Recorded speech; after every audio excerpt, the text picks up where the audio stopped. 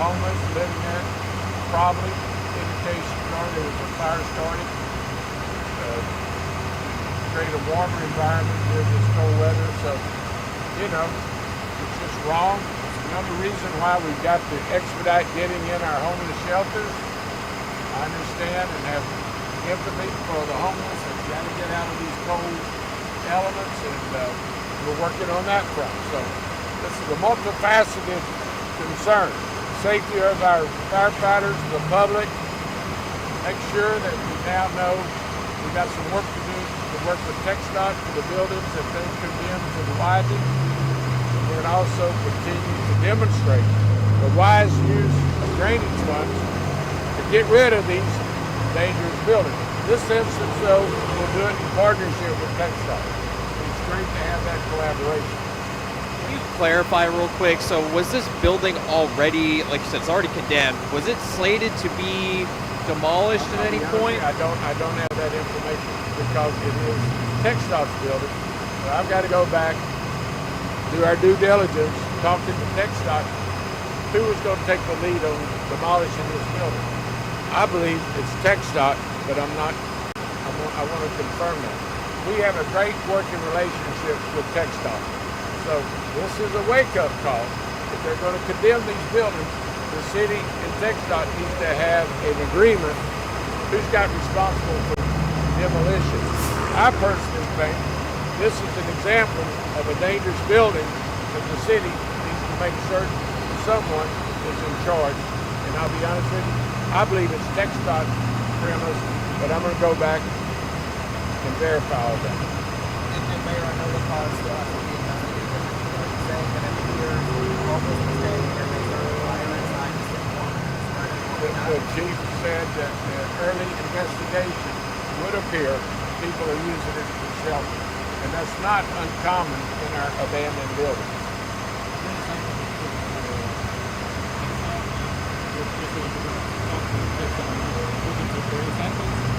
There are numerous buildings up and down 45 that TxDOT has condemned, possesses, owns. We got to make sure that they're secure.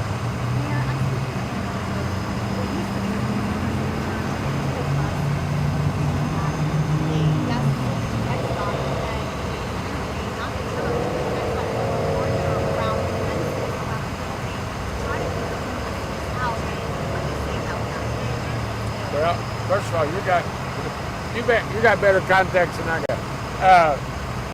That sounds all reasonable. It was a very vibrant church. I've represented this area in the legislature for years. We went to a Spanish-speaking congregation in recent years, but TxDOT is a good agency, and it's just difficult when people are in desperate conditions. Get out of the weather, but we got to do better. We got to get to TxDOT. They've got resources, and we'll partner with them to make sure that the site is secure. There are literally thousands of abandoned buildings across Houston.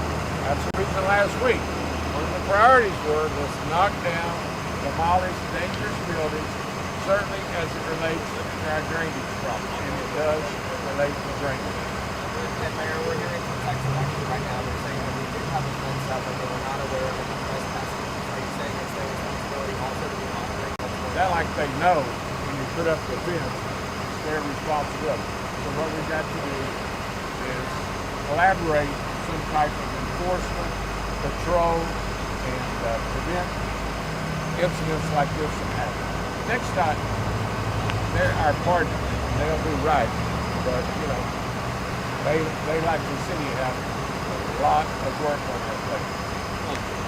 With the talking about patrols and abandoned buildings, I mean, there's thousands of abandoned buildings all across Houston. How do you expect to tackle that problem in terms of preventing a fire like this from happening elsewhere? Like making it a priority. In the discussion you and I had last week, I've been in City Hall 2 years. For years, there's been dangerous abandoned buildings ignored. And they do become a dumping ground for illegal dumping. And they block culverts, ditches, unhealthy settings. So, you just just have to go to work every day. And when you see an issue like this, I will make that part of the discussion in the morning. In fact, probably when I leave here, I'll make my initial contact. But the fire department's already made TxDOT aware of it. So, you know, it's working action as we talk. But, you know, good news is apparently no loss of life. No one was discovered in the building thus far. So the system's working, and we can always do better. I would not have run for mayor if things were working. I promise you. I'd be in the state senate. But I'm enjoying my job. We're making a difference, and I'm glad to be here today. The firsthand, see the outstanding first responders. You know, you know what, as a side note, our cadet classes are larger than ever in HPD and Houston Fire. So people want to serve the public. So I gotta go to work. I really do. Yeah, so just to give you the details real quick, at 12:39 we got the first call. Upon arrival, at about 12:59 we went to a second alarm, and then at 1:15 we went to a third alarm. What that means, we had over 100 firefighters that were definitely battling this fire, along with 30 apparatus, fire trucks, fire trucks, and so forth. After about 10 minutes, we decided to go defensive, because the structure, first, as the mayor mentioned, is unoccupied, abandoned. So that was the as a result of that, also our arson bureau is involved in this, because there is a person of interest that was seen in the area, and so now they're trying to track that person down to see, you know, for further information. That's the concern, as the mayor mentioned. So these are the concerns that we have pertaining to abandoned buildings.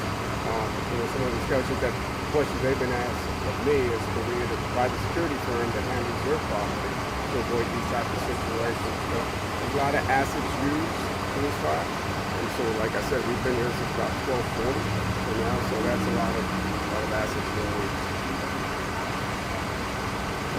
That's hard to answer. I do know that the Arson Bureau, or Houston Fire Department Arson Bureau, is investigating that and so tracking that information down.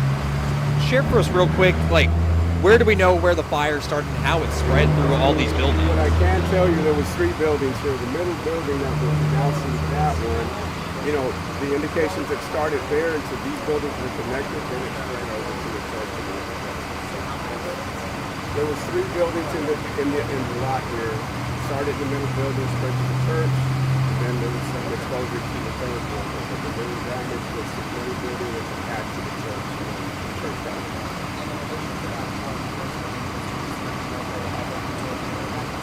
So what we're hearing, they might have been, but again, that's up to arson. Is going to do an excellent job tracking those things down. So right now, the idea is that one person possibly started the fire while other people were here. And some other indications we're hearing that it looked like maybe it was used, you know, for living, or, you know, just that population of people over to these areas. But as the mayor mentioned, it is a concern for us. Reducing fire flows for us. Well, I could say living, but just occupying the moment.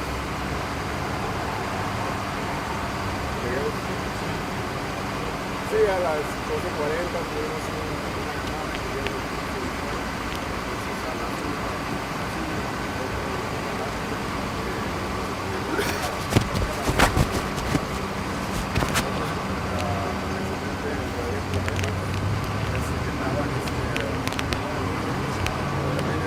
Yeah, we can. I mean, wherever's fine.